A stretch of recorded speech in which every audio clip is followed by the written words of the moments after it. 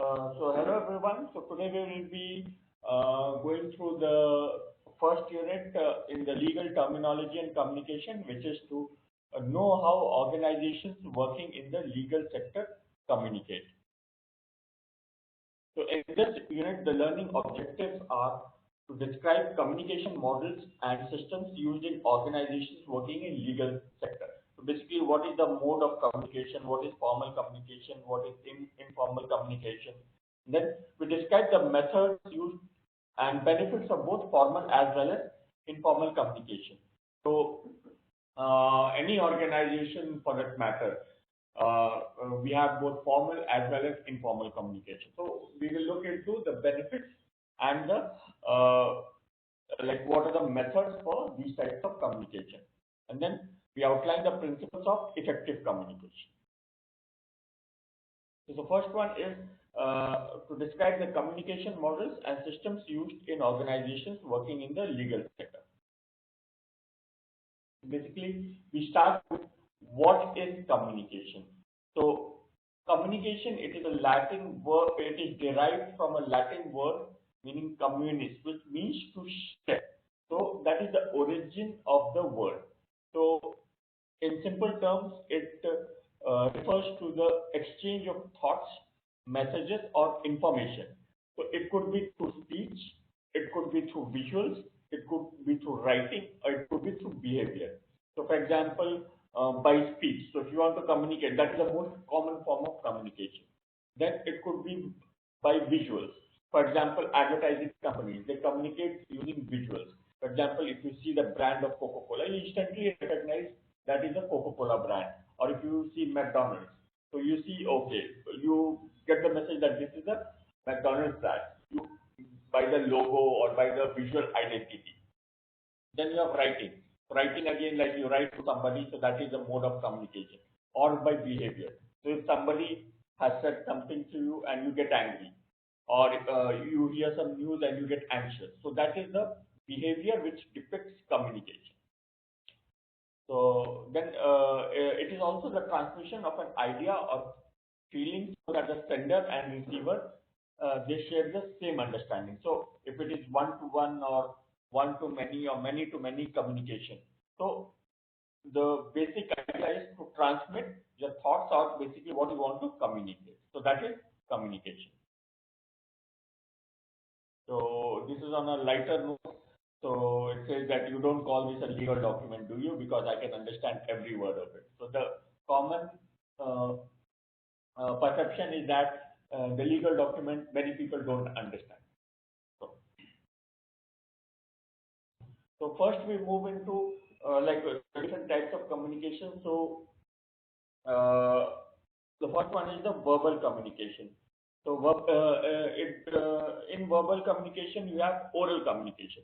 So in oral communication, spoken words are used, which means it could be face-to-face conversation, it could be speech, it could be through telephonic conversation. So all these are like oral communication. So in oral communication, you have the advantage of conveying directly, which means that you avoid any medium, and then it is less expensive. So, for example, if you speak to a person face to face, it doesn't cost you anything. Probably, if you have to go travel and then meet the person face to face, then it may cost you something. But then, if you are in office and if you are communicating with another person, so it is less expensive. Then you have personal contact, so you can convey the message directly. For example, if it is some confidential information, or if you want only that person to hear about that, about the information. So in that case, oral communication is the best form of communication. Then it is useful in difficult situations. So for example, if you are the boss and if you want somebody to improve their performance, so writing mail may be just too formal. But if you speak to that person, so that will give a good uh, good interaction between the two members, and then it is persuasive, and then you get the immediate decision and feedback of oral communication. But there are certain limitations, which is it is not possible every time. So if you are sitting in UK, you want to communicate with somebody in France, you cannot travel there and then come back. So it is not possible every time. And second thing is that the oral communication, it may not always be considered as formal communication. So sometimes it may be considered as informal communication. For example, if your boss says something to you, you cannot quote that he has said something, or you cannot claim that he has actually said something. You cannot put that in writing because it was an oral conversation unless you have recorded it. And then you have a limitation that it is unsuitable for lengthy matters. So for which you have to go through a written communication. Then again, it has no legal validity unless recorded. And oral communication, it cannot be kept for future reference. So if you discuss something with your superiors, and after 20 days you say that, okay, I have said every word of it. So there is no reference to it, which means unless you have recorded it, you cannot retain it. So that is the limitation. The next one is written communication. So in written communication, you have the most different types of communication such as emails, letters, instant messaging, official memos, legal notices. So these are some of the written communication. So main advantage of written communication is that it is the official version. So and it can be saved for reference. So basically, you have everything in writing. Both the parties are aware about what communication was transmitted, and then it can be stored even for legal purposes.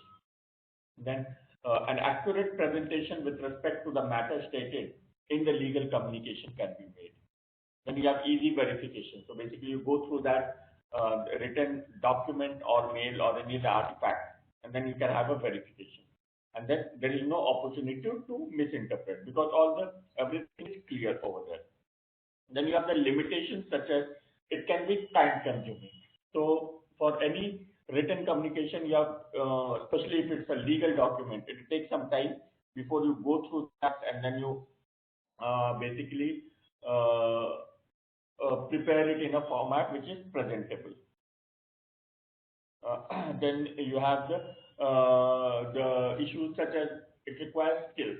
So you need proper language to formulate a legal document or basically any written communication. Then it is expensive and complex to keep records. So for example, if it is email, you can keep it in your email server. But if it is like letters or official memos, then you need to preserve it properly. Then you need to lock it. You need to ensure that it is not destroyed or it is not tampered in any form.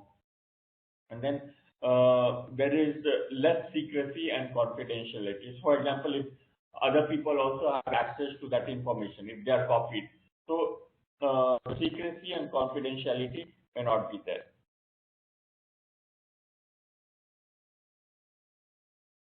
So next we look into what are the main characteristics of verbal communication. So in verbal communication, you need to interact directly. So first and foremost, you need to consider what is the objective of a verbal communication. So if it is secret, you need to consider oral communication. You need to talk one-to-one, or you need to address to the person in the room, or like only for a select group of people. And if record is to be maintained, then consider written communication. So that is the basic thumb rule. So again, in verbal communication, avoid vagueness. So in legal communication, be relevant and to the point, and include all the background information with respect to the matter at hand, and avoid unnecessary and unrelated topics. For example, if you're doing a legal communication, you need not write about the weather or what is the nearest subway station. So those things are unnecessary and unrelated topics. So it should be clear, to the point, and with background information. Again, for written legal communication, you need to have the proper format, which is the legal memo, notice to the party, or the court order. So these are the formats that you need to stick. Then when you have non-verbal communication, so non-verbal communication could be all unspoken messages. For example, making faces or probably getting angry. So it can be both intentional and unintentional. And for example, not paying attention. So in a group of, I mean, if a professor is taking a class and the students are not paying attention, so that is a non-verbal communication. That it flows through all acts of speaking or writing. So if the professor wants you to listen to him or her, but you are busy scribbling something on your notepad, so that again is a non-verbal communication. So it is basically the process of communication through sending and receiving wordless, mostly visual cues between people. For example, if your boss is speaking to you and you're looking directly at your shoes, or probably you're looking outside the window. So that is a non-verbal communication, which indicates that you're not paying attention to the person. So that is one thing. So next we move into wordless communication. So these are some things like if you see wordless communication, the traffic light is one of the most common wordless communication. The green, the yellow, the red. Then yawning, it is basically not paying any interest. Then again, your third picture you see it's distracted. Then putting your lips on your putting your finger on your lips, which means that you're telling people to shut up or maybe to be silent. So these are some of the common forms of wordless communication. Uh, and other examples of non-verbal communication could be like the posture, like how you're standing, whether you are in attention pose or whether you are directly looking into the face, and body language. Probably whether you're standing in a very relaxed manner, or if you're sitting in office, whether you're putting your legs on the table. So that is those things are considered non-verbal communication. Then eye contact, whether if you are speaking one to one with your boss, whether you are looking into his eyes or whether you're looking here or somewhere else. Then blinking, the tone of voice. If is the voice of your superior very aggressive, is he yelling at you? So that again reflects a non-verbal communication. Then you have facial expressions, the smell, the time. So, for example, if your boss calls you at 12 at midnight, 12 o'clock, that okay, please come, we have to do some work. So that again is a non-verbal communication, which means either the work is very urgent or he wants to harass you or he wants to torture you or he's putting too much stress on you. So those things are like non-verbal communication. Then your personal, whether you're formally dressed, whether you're informally dressed, whether your dress code matches those of the organization. If you're going to meet a client, what should be your dress code? Then your gestures and the pitch of voice. So all these are non-verbal communication. So now we have studied a few things about non-verbal communication. So let's look into what are the importance of non-verbal communication.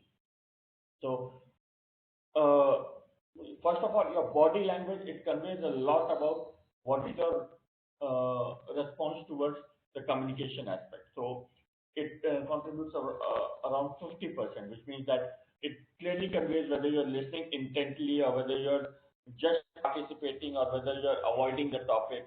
Then the tone of voice, whether you're very excited or whether you're saying, oh, it's just like a daily routine task. So these are some of the importance of studying non-verbal communication. Then you have the words. What is the choice of words for you? So these aspects is for non-verbal communication. So next we look into the methods used and benefits of both informal and formal communication.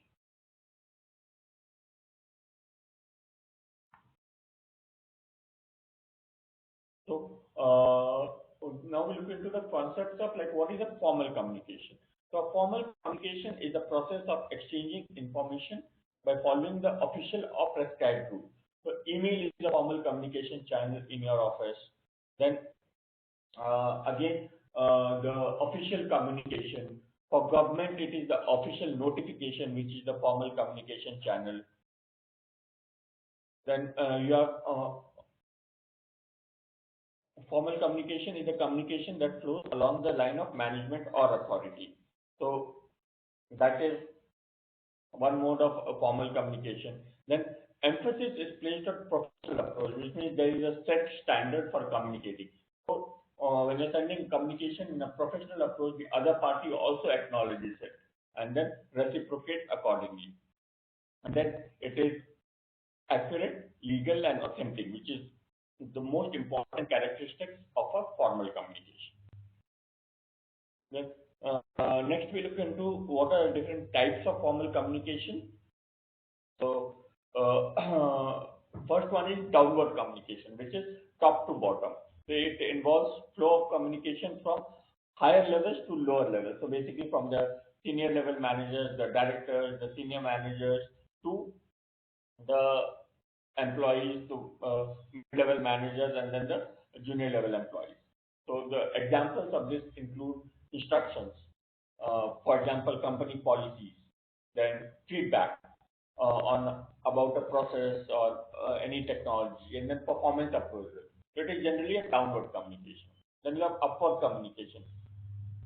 So this involves the flow of information from lower levels to higher levels of the organization. For example, the customer feedback. It is translated. It is moved to the upper channels or the upper levels of hierarchy. That ideas for improvement. So this is upward communication. Then you have the horizontal communication. So it is information exchange between departments as a means of coordinating their activities. So, for example, payroll department asking all employees to update their residential address. So that's the horizontal communication. Or probably a marketing department asking the production department what is the maximum capacity of production. So accordingly, they can formulate marketing plans. So this is the type of formal communication. Then informal communication can be many types. For example, this can be like communications arising out of formal channels. So it is between individual to individual. It is only individual to individual interaction, or between individual to a group. So it could be related to interest in sports, or talking about the COVID-19 topic, or maybe something which is like not formal. So that is informal communication. Probably sharing the same bus stop after getting out of office. So these are the different forms of informal communication. So it is oral and may be expressed by a simple glance, sign, or silence. So it can be like both verbal as well as non-verbal informal communication. Next is the grapevine communication. So a grapevine communication is an informal communication network in the organization. So grapevine is formed by individuals and groups in an organization. So the people in the groups have something in common that links them together. So again, it is related to performance appraisal, or it could be related to the new technology that they have to use, or it could be related to the shift in the office address. So this is basically grapevine communication. So communication flow in organizations. So this is an example. For example, the blue lines, if you see, these are examples of the blue arrows. These are examples of downward communication. Then examples of upward communication. Again, it is in what is purple color, and then the brown is the examples of horizontal communication. For example, line A supervisor to line C supervisor is an example of horizontal communication. Then downward communication, we have president to VP of marketing, and then director of advertising to advertising manager. And then upward communication is probably you can see line supervisor to plant manager, then VP of production to the president. So these are the different communication flows in organizations. So in this slide, we look into the comparison between formal and informal communication. So informal, so there are different criteria based on which this comparison is carried out. The first one is mutual relationship among members. Formal is generally carried out between a superior and subordinate relationship, or maybe among employees of equal hire. That We have informal communication, which is based on interpersonal contacts. So even with your boss or other superiors, you can have informal communication. Then the nature. So informal communication, the communication is basically systematic. It is related to a context. It is related to a line of action or probably information. But informal communication, it could be like unsystematic and erratic. It could be related to any topic, then it may like diverge to any other topic. Then speed of communication. So in informal communication, we have slow and time consuming, which means that you need to first think about what needs to be communicated, then you need to compose a mail, or probably you need to send an office memo. So it is slow and time consuming. But informal communication, you can call anybody through your phone, or you can speak one to one with your colleague in the office. So it is fast and time saving. Next is authenticity. So formal communication, you have official and well-planned messages which are authentic. So because there is, you know who is the sender, you know what is the context of the mail. So that is. And you have informal communication, which is unofficial and unplanned messages, which may not be authentic. It may be based on certain rumors. It could be like who is going to win the football match. So it could be any informal topic.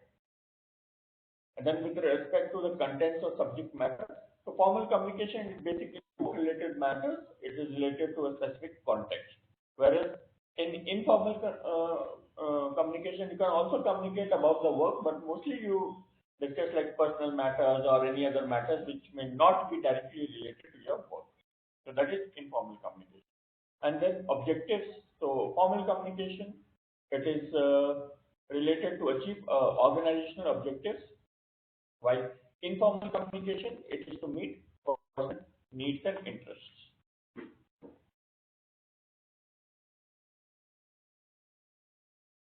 So the next unit which we will go through is to outline the principles of effective communication.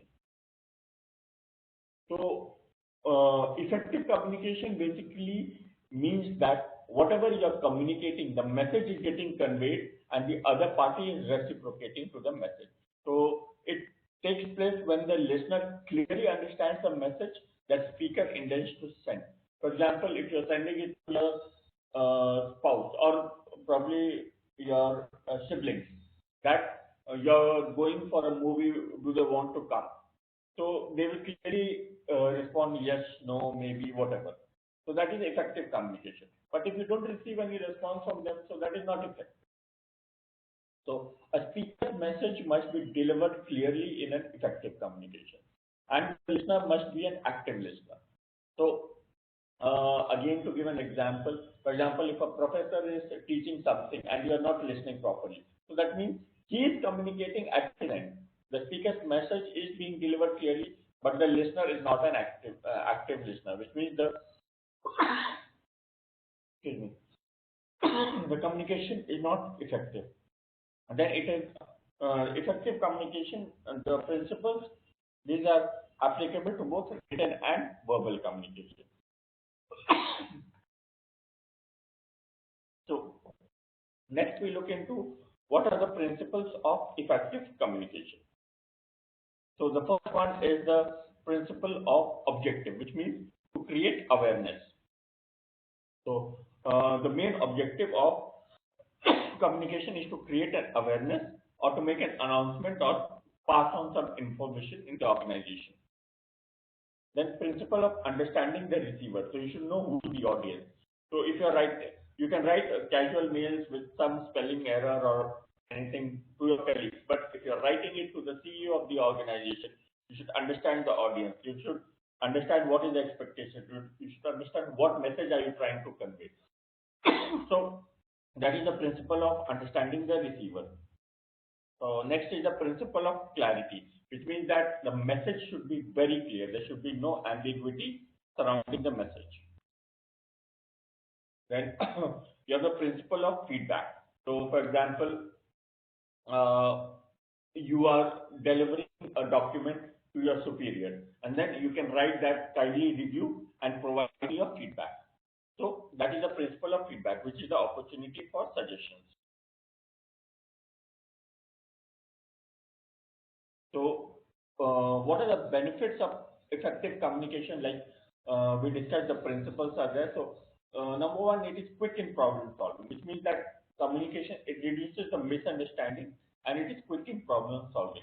Then there is strong decision making. So if you are conveying any message to your supervisor, so they have the facts in hand so that they can make an informed decision. Then productivity. So when you communicate in time, the productivity is enhanced. So that information is disseminated within, I mean, immediately or within a certain period of time. Then you have consistency in the workflow. So through communication, you can maintain consistency, you can seek feedback. Then you have strong business relations. So if you're communicating with your suppliers on a regular basis, an organization is communicating with its suppliers or customers, so there's a strong business relationship. Then you have the better control. So, which means that you are on top of the thing, which means that everything is being communicated properly. That gives you a sense of control. Then you have the advanced professional image, like the organization will have a good image. In the legal sector, if you are conveying to your clients in a timely manner and with clarity, so that enhances the reputation of your firm. Then you have better response from all the stakeholders. So these are some of the benefits of effective communication.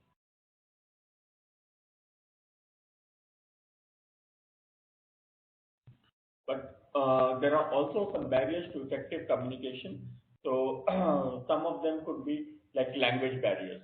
So if you're communicating with a person in China and you're writing French, but that person understands only English and Mandarin, so that is a main problem.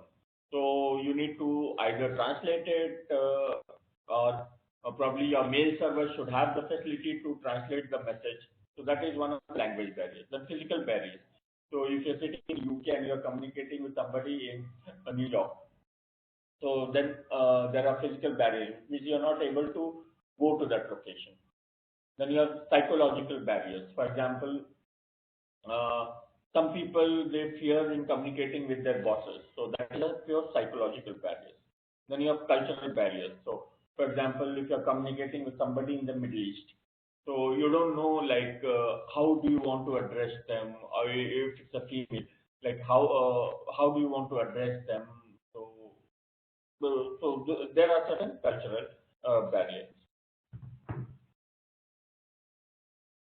So some more barriers could be like time. So if you are based out of totally different time zones, so if you are probably working in UK and you want to communicate somebody in Australia, so it could be a different time zone. You cannot expect a quick reply. So that is the barrier to effective communication. Then the language which we discussed, the noise, which means that you are meeting with a client at a restaurant which is on the main street. So because of the noise, you cannot communicate properly. So that is one of the barriers. Then you have distractions. Like if you are meeting with a client in your office, in a conference room, and somebody every time one colleague or the other they come and knock in your conference room. So that is one of the barriers. Then you have the put downs, which means that the other party is not listening properly, they're not paying attention. Then you have the lack of interest. So either you have a lack of interest in conveying the problem or the message, or the other party has a lack of interest in listening to the message. Then you have the disability. For example, some people may not be able to hear properly. So you need to find out an alternative mode of communication. Then you have discomfort with the topic. So some people may not be comfortable with certain topics, certain sensitive issues. So there again, there are barriers to effective communication. The distance we discussed. Then we have too many questions. For example, if you present a proposal to the client and then they ask too many questions, so then you become a bit hesitant, and then barriers for effective communication, they come. So to overcome these barriers, the 7 C's of effective communication needs to be considered. So the first one is to be clear, which means that make you need to make the objectives of the communication very clear and avoid any complex words and phrases. Next one is concise, which means that keep it clear and to the point. Do not include any unnecessary or irrelevant information. The third one is concrete, which means be specific. For example, if you are writing to a client for raising the invoice, be very clear that we have provided these services. For these services, we are charging so and so. The breakup is below. Request you to make the payment on an expedited manner. So attached is the invoice clearly. So make it very clear. Then correct. Try to avoid typos. It's not try to avoid. You should always avoid typos. You should check your grammar, your spelling and all. And then you should use correct facts and figures. If you're using any facts or figures, you should cite the source. So, and then you use the right level of language. Then coherent. Coherent means, does your message make sense? Are they consistent throughout your document? Are they focusing on the same issue? And that ensure that it flows logically. It means avoid covering too much. Then relates to complete, means does the message contain everything it needs to, or does it require a follow-up action, or is it just for information? Then we have the final C, which is the courteous, which means being polite. It builds goodwill and ensure that the message is tactful. So these are 7 C's of effective communication which are needed to avoid the barriers of effective communication. So with that, we conclude our today's class. If you have any questions, you can let me know.